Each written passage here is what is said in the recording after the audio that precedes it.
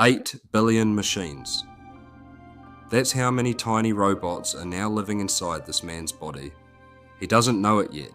He doesn't even know what a machine is, because this is ancient China, and he's about to become the most dangerous person alive. Channel intro here. Leave 3 seconds of silence. 1,000 years ago, martial arts were created to protect people. Then they evolved. Fighters learned to channel energy from inside their own bodies, a power they called internal energy. Whole clans rose up to master it. The world split into 2 sides, the forces of justice and the forces of evil.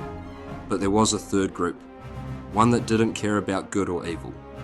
They wanted only one thing, power. The world called them the demonic cult. This is the story of a man born into that cult, a prince, with a claim to its throne. His name is Cheon Yeo-Woon, and tonight, his own people are going to kill him. The mountains of the demonic cult in the dead of night. Yeo-Woon has been running for over an hour, barefoot, bleeding, no weapons. He's the 17th son of the cult leader, a prince. But his mother was a concubine, a peasant, and in a cult that worships power and bloodline. A prince born from peasant blood is a stain, a threat the other princes can't afford to leave alive. He slips, falls, his leg snaps on the rocks below.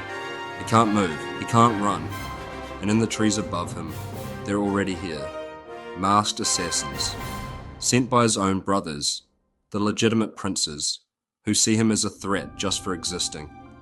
They've been waiting an hour for him to arrive. They knew exactly where he'd run. They herded him here. He was never escaping. He was just delaying his own funeral. He begs them, tells them he already gave up. He never enrolled at the martial arts academy. He has no power, no ambition, no army. Why kill him? The answer is simple. As long as he has the bloodline, he has a claim. As long as he has a claim, he has to die. They draw their swords. The captain promises him a painless death, says it's a favour to his royal father. Then he says it, calls Yeo-Woon's mother Peasant Blood, a stain, worthless. Something inside him breaks. His mother, the only person in this entire cult who ever loved him. And these dogs are using her name as an insult. He has a single weapon, a small dagger given to him by an old guard named Warrior Jang. The only friend he ever had. No training, no skills, no chance. But if he's going to die tonight, he's going down fighting. The assassins smile. To them, this isn't an execution anymore. It's sport. And then, something happens that has never happened in this world before. The assassins move first, trained killers faster than the wind. But Yeo-Woon moves faster. He doesn't know how. His body just moves. One assassin drops, then another. The captain stares in horror. Who are you? He doesn't recognize this power. Nobody does. Because what's happening to Cheon Yeo-Woon isn't martial arts. 1,000 years in the future, in a corporation called Sky, someone has just pressed a button. And the 7th generation Nano Machine is now activating inside the body of their ancestor. A voice speaks to Yeo-Woon from inside his own head, calls him Ancestor. Yeo-Woon's vision blurs.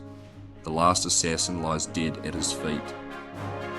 And then, everything goes black. When he wakes up, he's in a bed, in his own room, alive. But something is wrong. His whole body is covered in sticky black sludge. It smells like rot. His stomach, the place the sword went through, has no wound, no scar, nothing. Then he hears the voice again, inside his skull, clear as if someone was standing next to him. I am Sky Corporation's 7th generation Nano Machine. Yeo-Woon has never heard these words. Corporation, machine. They mean nothing in his world. He thinks it's the evil god, the one his cult worships. Meanwhile, the cult is in chaos. A doctor named Bayek has examined the scene. 5 assassins, all dead, cut clean in half at the waist, but Prince Cheon's body, torn robes, no wounds. sleeping peacefully on the ground in a pool of their blood. Someone helped him, someone powerful, but Dr. Bayek can't figure out who. Back in his room, the voice asks Yeo-Woon a question. I'm trying to send the basic information about me to your brain. Will you accept? He doesn't understand what that means, but he says yes. Blue lightning erupts inside his skull. He convulses, vomits up a wave of thick black filth. The voice tells him not to worry. This is normal, the first time only. And then he learns the truth.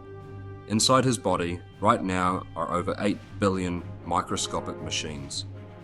They've cleaned every impurity out of his blood, restructured his muscles, rebuilt his joints. They are why he survived. Can you get out of me? He asks. The voice's answer is cold. I am programmed to only be removed when you die. Dr. Bayek arrives, takes his pulse, his face changes. Something is different, something is impossible. Prince Cheon, he says, your body has been cleansed of every impurity, your energy channels are wide open. You now have the perfect body to train in martial arts. The boy with no talent, the peasant prince, the throwaway son everyone tried to murder tonight, now has the perfect body in the world. When the doctor leaves, Yeo-Woon asks the voice one more time. Are you sure? You're not an evil god. I am not an evil god. I am a machine. Master. Cheon Yeo-Woon was supposed to die in those mountains tonight. Instead, he just became the most dangerous man in this entire world. And he doesn't even know it yet. Subscribe, because next time, the hunt begins again. Only this time he's the hunter.